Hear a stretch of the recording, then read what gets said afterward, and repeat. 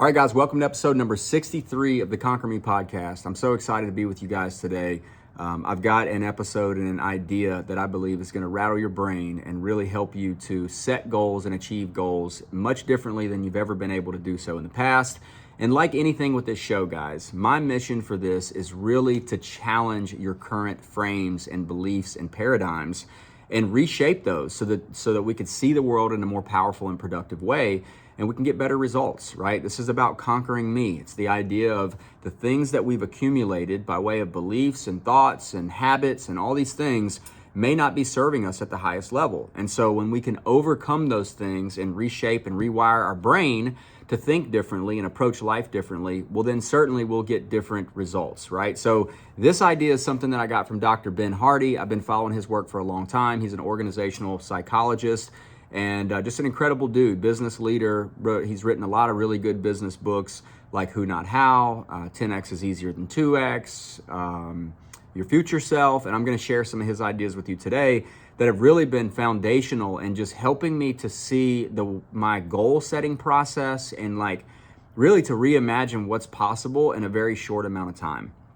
And so historically, what we normally do and what we've been taught is to set SMART goals, right? And I've preached this too. And I think there's a time and a place for this if you're new to goal setting, which is where you set a goal that is, it's measurable, it's attainable, it's not really like going crazy, setting this big, audacious, insane, what Jim Collins in Good to Great refers to as a BHAG goal. It's not a ridiculous, impossible goal. It's a very methodical, well thought out goal, but it's more 2X, as Ben Hardy talks about, right? So if you want to change your life, in his book 10X is Easier Than 2X, he has this idea that you need to set 10X goals. Well, what are 10X goals? They are massive goals that when you look at them, they don't even seem possible, right? We call them impossible goals. And I've heard this term used quite a bit by other people who kind of have a similar frame around how you should set goals. And so the idea of this is that when you set a 10X goal, one that is completely ridiculous, right? It'd be like you taking your 10-year goal or your 5-year goal and fitting it into 1 year or even a quarter, 3 months, right? That's the shift I'm talking about. Now, hear me out on this because this seems ridiculous. You're like, well, Jay, why would I want to set myself up to fail by setting such a huge, ridiculous goal? And let me tell you how this works. So when you set a goal that's that big, it's just so ridiculous that you can't even imagine how you're going to accomplish it with what you have right now, right? That's the key. Your current self would never be able to accomplish it. But the idea here is that you're setting the goal from your future self. And so the question is, in order for me to be able to accomplish this impossible goal, who would I have to become? And so let me share with you a timeline or a time model that's really, really powerful that will lean into and help you understand better how this works. So most people look at life or timelines like this. You have your past, you have your present, and we have our future, right? And even in psychology, they talk about your past is what dictates how you show up in your present. So you have your past, your present, and your future, right? So the experiences that you have in your past are your reference points. It's what you check your present against. So what ends up normally happening is, based on your past, you're going to get similar results in your present because that's your point of reference. That's your frame of reference, right? We go, okay, this is what my experiences have been in the past. I've gotten these types of results. I've had these types of interactions. These are the results that I've gotten. This is what I can expect more of in the present. And so we respond based on the knowledge and experience that we have of our past in the present, right? And then we have our future, which usually is a projection of what we're experiencing in the present. Okay, so based on our past experience, we're expecting more of that in the present. Based on our present experience, we're expecting more of that in our future. So where's the growth, right? That's kind of the argument, is like, where's the growth in that? If we're just doing more of the same, then how do we expect to grow in this incredible version of ourselves that we might be feeling called to be? And so the challenge of this whole thing is really to look at time differently. And here's how we can look at time differently that's going to be super powerful. And it is, when we take our future self, we redesign the person that we want to be in the future. Now, take away all the constraints of the past and the results that we've been able to get or not get, like throw all that in the trash. We just dream big.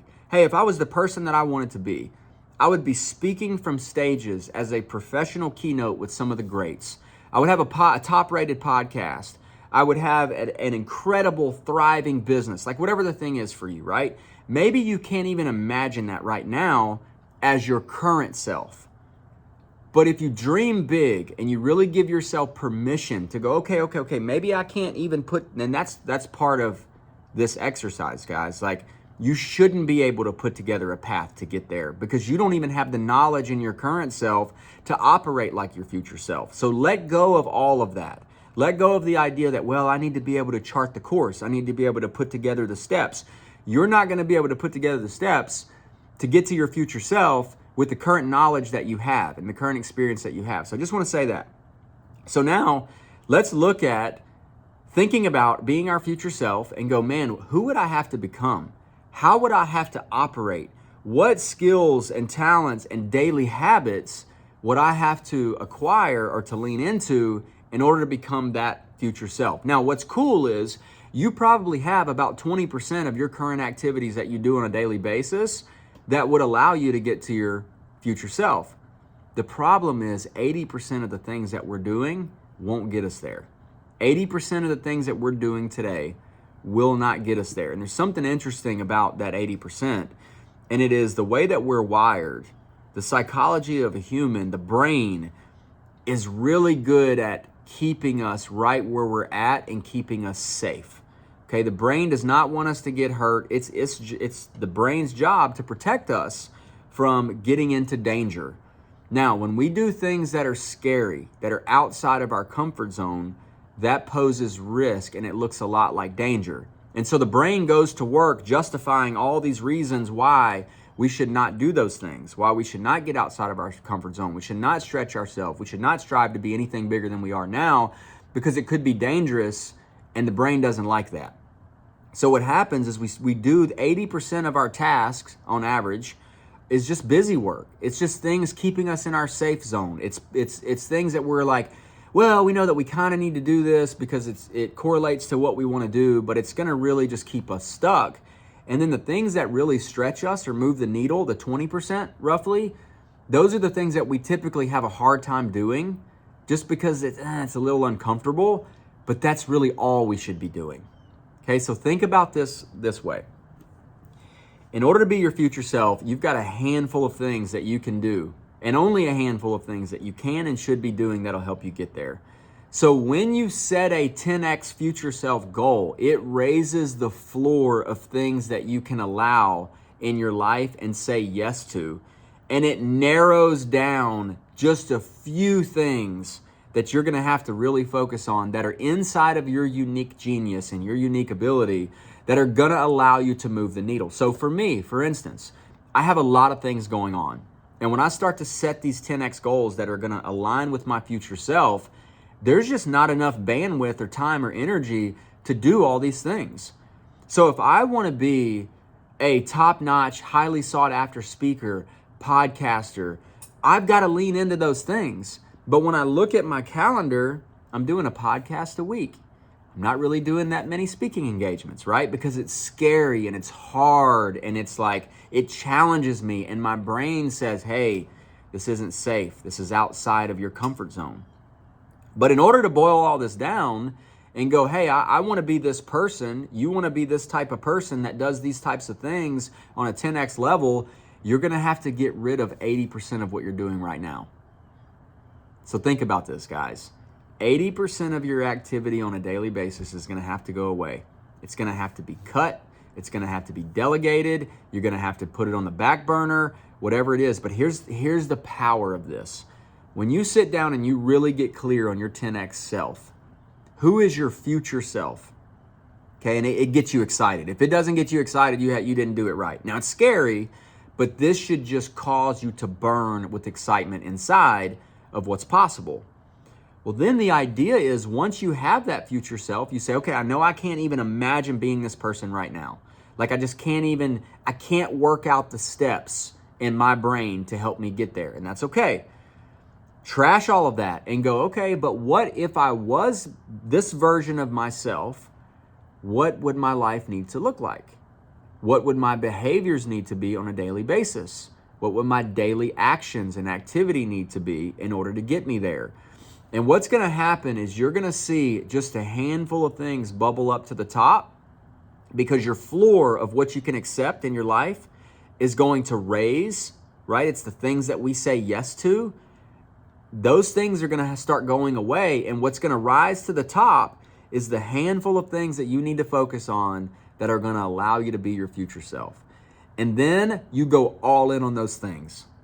Guys, this is so powerful. Like, so powerful. So now what starts happening is you start operating from your future self today.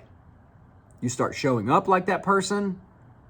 You start behaving and communicating like your future self. Your daily habits change. All of a sudden, your standards have to change. Like the things you used to do and tolerate in your life, they have to go away. They're no longer there. Now you're showing up as a more powerful version of yourself, your future self, and your life will change drastically. Guys, I'm seeing this in my own life right now. I had some goals set that were 1-year goals. And as I started to really get a hold of this, I'm like, you know what? Like, I don't want to wait a year for this. I want to become my future self. I want to start behaving and acting as if I was already that person. Now, all of a sudden, I've got to get more creative. The plan that I had before to 2x my life won't work if I want to 10x my life. So a good way to look at this is you go, all right, I want to have, whatever. If you're in business, I want to have 100 clients by the end of the year. Okay, that's your 2x goal. If we just keep doing what we're doing today, we're on track. And maybe we have to push a little bit. Maybe we have to get a little creative. But we're on track already to hit that goal by the end of the year. Okay, let's just say in this example. More of the same. 2x is more of the same, okay? But in order to hit that in the next quarter, holy smokes, man, you've got to really change the game. Like, you can't even do the things that you were doing now. Like, you've got to have an entirely different approach to this goal if you're going to reach it in the same quarter. And so I've done that. I've taken my annual goals. In fact, I've taken some of my 3-year goals and I've put them into 1 quarter. And so now it's like every day is an opportunity to just grow by leaps and bounds. And I'm having to do things totally different. Like, I'm having to connect with people that I never imagined myself connecting with.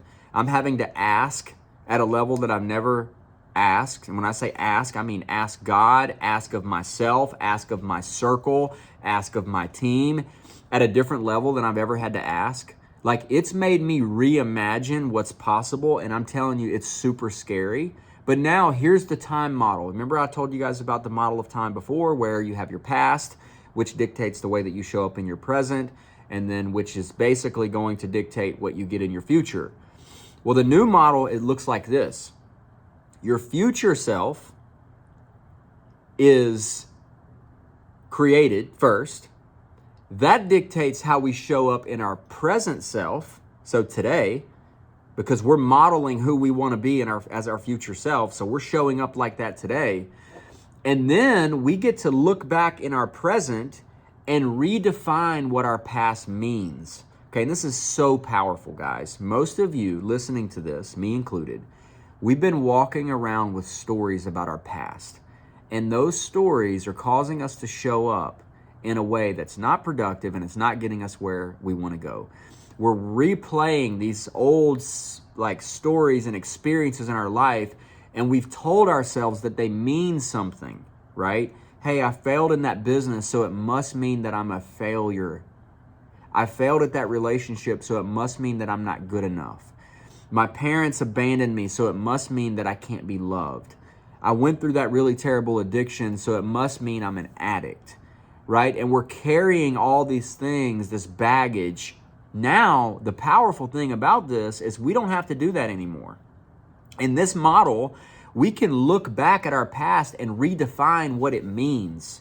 I can say, hey, I needed to fail in that relationship so that now I can really learn what I need in a relationship, or I can really learn what it means to love and to give and to serve. I failed in that business because I had to learn the lessons in order to be qualified to succeed in the business that I'm in today. I went through that addiction so that I can have more compassion and empathy on people that are struggling in their life with that thing so that I can help them. My past is what's setting me up to be the person that I need to be in my future. It was my university. I had to go through that and learn those lessons so that I could now lean into and step into my role today. And guys, when you start redefining what your past means, you also start to act differently and show up differently in your present. And so now the model totally shifts. I'm not a victim or a slave to my past anymore. I get to redefine what that means so that it is an asset and not a liability. Now, no matter what I went through, no matter how many failures, no matter how many setbacks, no matter how many disappointments I've experienced in my past that have shaped my identity until this point, I get to reframe that. I get to go back, and when I reframe that, it changes the person that I am today. It changes my identity. And guys, your vision is your identity, right? Who you want to become and the way that you reframe your past is what makes up your identity.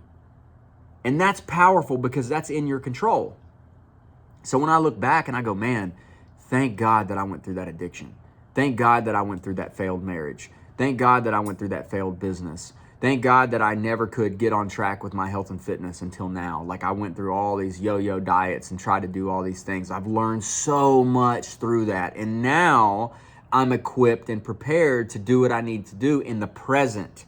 Now that is an asset for you to leverage to be your future self. Man, I hope you guys are getting this because this is such a powerful and profound idea, and I just love this work.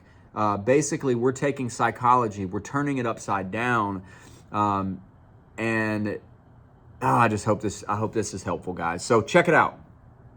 Here's my call to you, and I'm going to wrap this episode up because I'm going to go way deeper in this in our Conquer Me coaching program. We're going to get in the weeds about psychology and habit change and behavioral, like all these things that I believe are really holding people back. It's not a lack of information. You guys have the information. You know that right now, if you're stuck, there's a way out, but you're just not taking those steps to get out.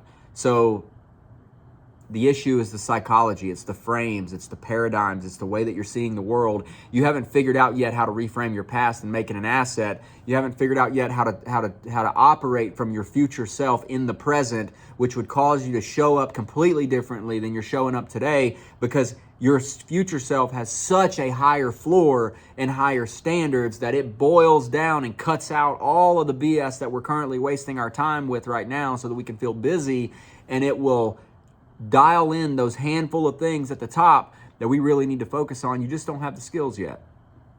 But hopefully after this episode, you're going to start to develop those skills and you're going to start to look at how to set goals differently. Because guys, like, I don't want it to take 10 years for you to accomplish something that you could accomplish in 10 months. I don't want you to take the next 3 years working and grinding at something slowly and just having the idea of like, well, you know, the tortoise wins the race, you know, slow and steady. Guys, life is too short for slow and steady. I don't have time for slow and steady. I need to make quantum leaps over and over and over again. If I'm going to be satisfied with the level of impact, with the abundance that's in my life, I just don't have time to peck away at it, right? And you don't either. Guys, as I share on this show all the time, if you feel called to do something greater, it's because you are. It's because you have gifts and talents inside of you that you're supposed to multiply.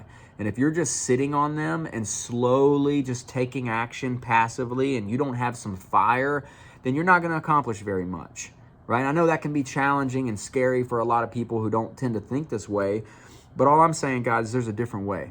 There's a different way to approach your goals. There's a different way to approach your days.